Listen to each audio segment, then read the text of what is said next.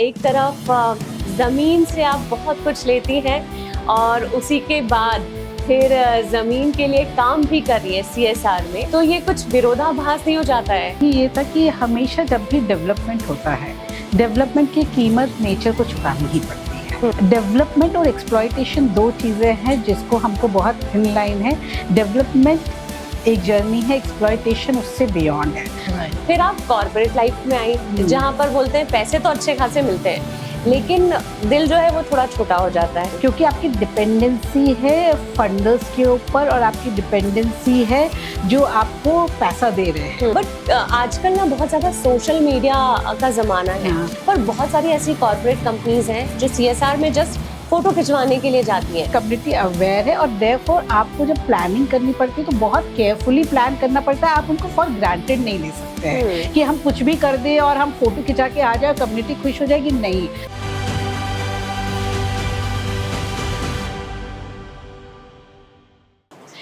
वीर Bharat podcast में आपका स्वागत है, जहां जमीन की आवाज सुनी जाती है और उसे बदलने वाले पहचाने जाते हैं। पृथ्वी, वो माँ जो सबको देती है, जो सहती है, संभालती है, पर जब उससे बेहिसाब लिया जाता है तो आप समझ सकते हैं कि किस तरह से होता है। सीमेंट के लिए पहाड़ तोड़े जाएं, जमीन खोदी जाए तो कोई तो होगा ना जो जमीन का कर्ज चुकाए। 18 साल का सफर है NGO की जमीन से शुरू होकर कॉर्पोरेट बोर्डरूम तक स्वास्थ्य केंद्रों में इन्होंने काम किया, महिलाओं को आत्मनिर्भर बनाया और हर जगह समाज की नब्ज को समझा।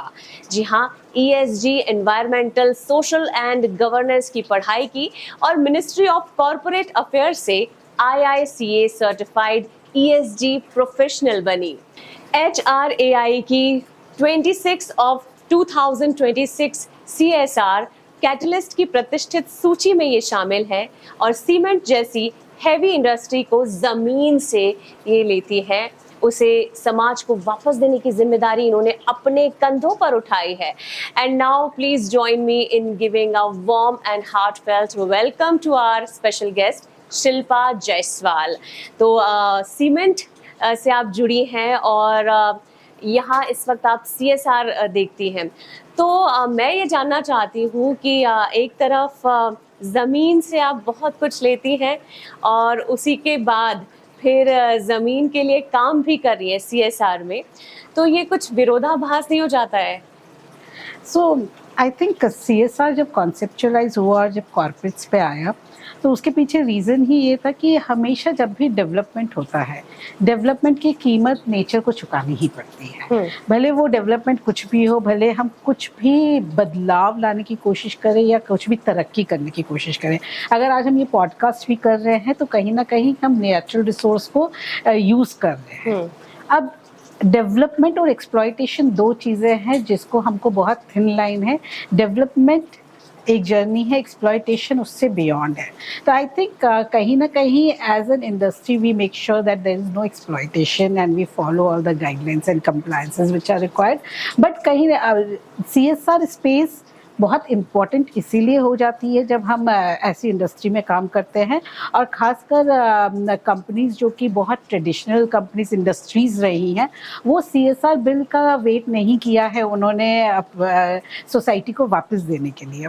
अगर मैं अपनी कंपनी की बात करूँ तो हम लोग पिछले 50 साल से ज़मीनी स्तर पे काम कर रहे हैं समाज के लिए, क्योंकि हम लोग जहाँ पर हैं वहाँ पर वो कम्युनिटीज़ है जिनके लिए जो एकदम ट्राइबल है, जो एकदम रिमोट है, जो एकदम पिछड़ी हुई सोसाइटी है।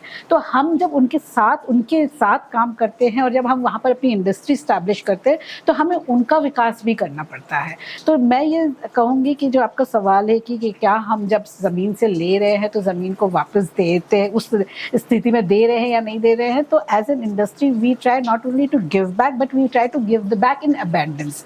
यानी कि हम ये कोशिश करते हैं कि हम नेचर को ही रिस्टोर ना करें पर आसपास की जो कम्युनिटीज़ है उनका भी विकास करें। तो ये हमारा पूरा लक्ष्य रहता है और जब से बिल आया है तब से हमने और स्ट्रैटेजिक तरीके से उसको करने की कोशिश की है कि कैसे वो सस्टेन हो सके, कैसे हम तो विकास कर ही रहे पर जो कम्युनिटीज़ में हम लोग का हैं वहाँ पर और तरक्की हो सके और वो लोग भी आगे बढ़े और उनका विकास हो सके और जो हम नेचर से एक्सट्रैक्ट कर रहे हैं वो हम वापस उनको उसको दे सकें।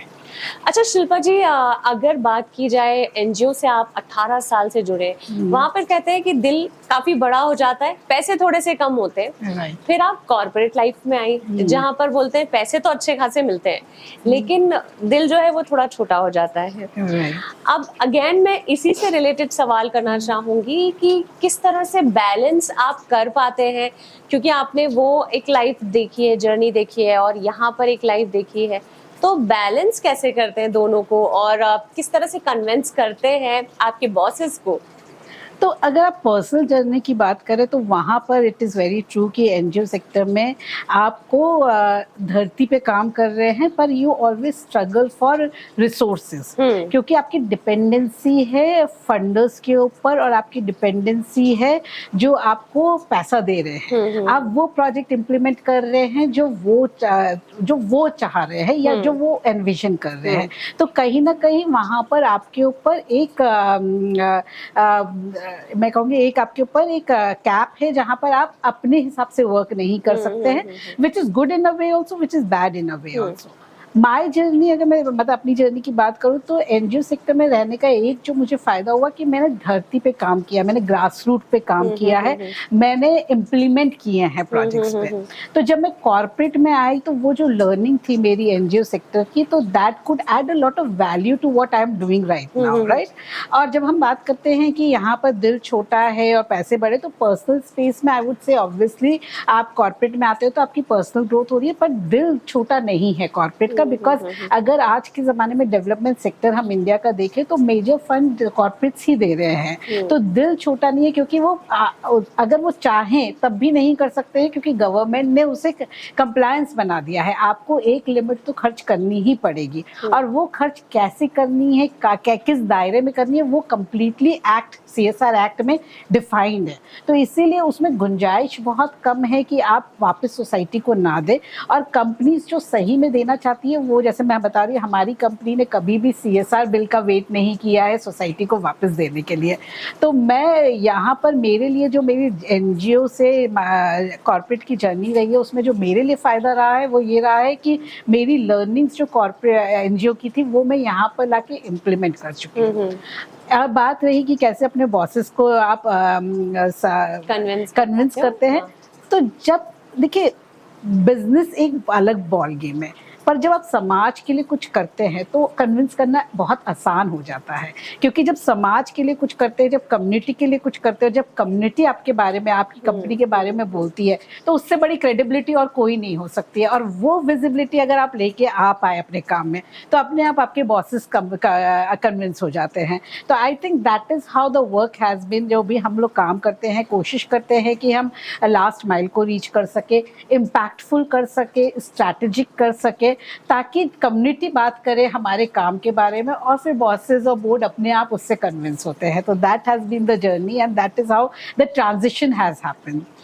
बट आजकल ना बहुत ज़्यादा सोशल मीडिया का ज़माना है, तो CSR जितनी भी एक्टिविटीज़ हम देखते हैं, हो सकता है आपकी कंपनी जो है उस तरह से काम नहीं करती हो, जेन्युइन काम कर रही है, पर बहुत सारी ऐसी कॉर्पोरेट कंपनीज हैं जो CSR में जस्ट फोटो खिंचवाने के लिए जाती हैं कि चलो चलो हमें हमारा काम करना है, फोटो खिंच गई, पर जो एक्चुअल उसका जो जड़ होती है, जो एक्चुअल काम किया जाना चाहिए, वो वहाँ पर मिसिंग हो जाता है। तो ऐसा मतलब मैं आपसे जानना चाह रही हूँ कि कई बार आपने भी ये फील किया हो, या इस पर आप क्या कहना चाहेंगे कि कई कंपनीज जो हैं वो ज़मीन पर उतना अच्छा काम नहीं कर रही हैं जितना वो सोशल मीडिया पे करती है? देखिए, हर एक सेक्टर में, भले वो डेवलपमेंट हो, भले वो कोई भी सेक्टर हो, हमेशा they are two sides of the coin, right. तो अब मैं डिनाई नहीं करूँगी कि ये साइड नहीं है कॉइन का, but then do you want to be part of that side? As a company हम बहुत क्लियर है कि we don't want to be the part of that side, and कहीं ना कहीं ये जिम्मेदारी हमारे ऊपर होती है as an individual also, as a company also.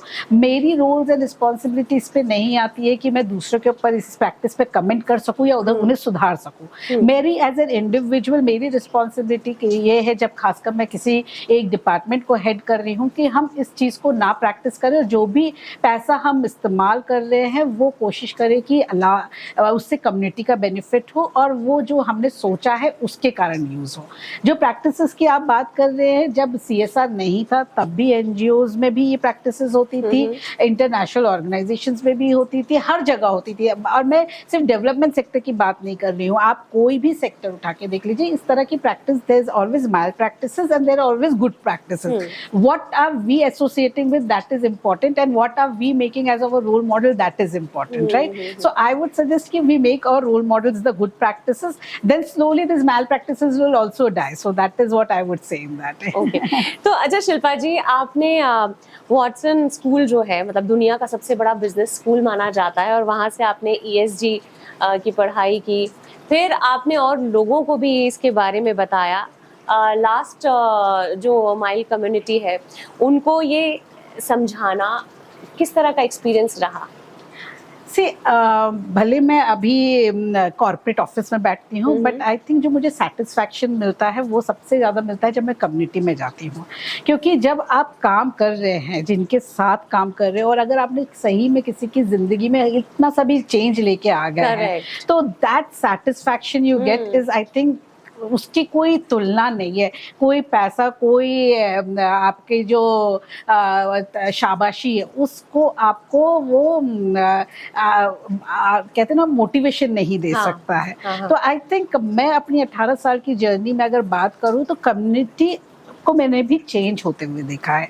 जब मैंने सोशल वर्क शुरू किया था, community were more open, they were more trusting the people who used to come, and they मतलब वो लोग को भी ज़्यादा बहुत नाइफ थे, वो लोग भी बहुत मतलब भोले थे।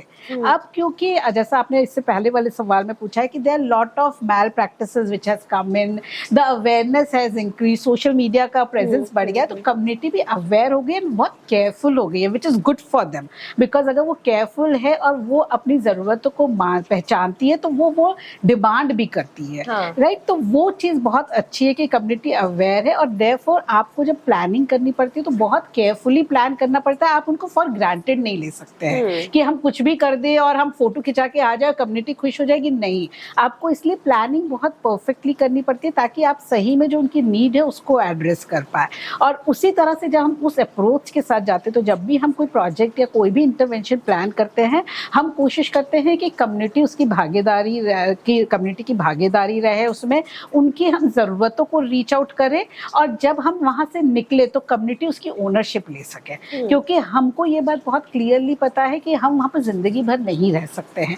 कहीं ना कहीं आपको कम्युनिटी को सक्षम बनाना पड़ेगा कि वो उसको अपने ऊपर ले सके। और इसीलिए मैं हमेशा डेवलपमेंट कहती हूँ, डेवलपमेंट और चैरिटी में बहुत डिफरेंस है। चैरिटी है जहाँ पर आपने पैसा दे दिया, किसी को भूख लग रही है, पैसा दे दिया और उसकी भूख को मिटा दिया। डेवलपमेंट वो है जहाँ पर आपने उनको खाना कमाना सिखाया है। वो डेवलपमेंट में वो जर्नी है, वो सिर्फ एक दिन में नहीं हो सकता, वो एक जर्नी है जिसको आपको प्लान करना पड़ेगा। और वहाँ सस्टेनेबिलिटी है, जहाँ पर वो एक बार कमाना शुरू करे तो फिर वो कभी भी आपके ऊपर डिपेंडेंट नहीं रहेंगे। और as a corporate and as an individual, जब कोई आप इस जर्नी पे किसी को लेके जाते हैं और जब उसका विकास होता है, वो ना कभी आपको भूलेगा और ना कभी आपकी कंपनी को भूलेगा। और कंपनी के लिए सबसे बड़ी सोशल क्रेडिबिलिटी यही है कि वो आपने किसी का विकास किया है, जो ना कि उसका फायदा कर रहा है पर उसकी पीढ़ियों का फायदा कर रहा है। अच्छा, आप सीमेंट कंपनी में CSR डिपार्टमेंट और वो पूरा देख रहे हैं, तो मेरा यही सवाल है कि किस तरह से आप लोगों को जागरूक करती हैं, एनवायरनमेंट पर काम करती हैं और पानी बचाओ जो है इस पर बात करती हैं, तो क्या इसमें किस तरह से आप सोशल लोगों को इन्वॉल्व करती हैं? तो अगर हम जैसे मैं आपको एग्जांपल दूं कि जो भी हम पानी या जल पे काम करते हैं, हम कम्युनिटी में अगर करते हैं तो हम कोशिश करते हैं कम्युनिटी में इंस्टीट्यूशन डेवलप करें। गवर्नमेंट की ऑलरेडी पॉलिसी में विलेज हेल्थ सैनिटेशन कमेटी होती है जो ज़मीनी स्तर पे रहती है, और उसमें गांव के लोग ही रहते हैं जो कि उसकी देखभाल करते हैं, और उनकी रिस्पॉन्सिबिलिटी है कि वो ये जो भी पानी के सोर्स हैं विलेजेस में उसका बचाव करे, उसका रख रखाव करे और उसको इंश्योर करे कि वो लोगों को स्वच्छ पानी दे।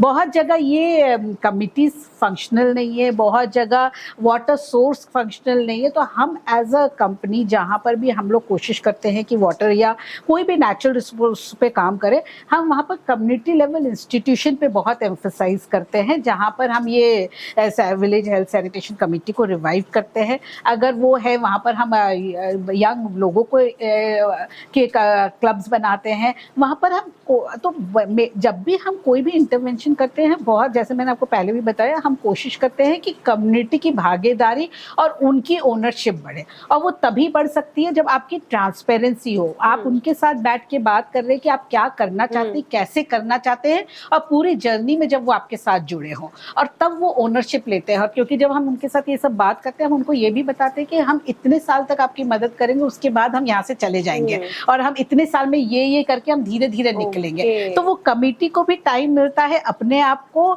स्ट्रॉन्ग बनाने का, उनकी हम बहुत कैपेसिटी बिल्डिंग करते हैं उस दौरान, ताकि जब हम एग्जिट करें तो वो कमेटी वहाँ पर फंक्शनल रहे।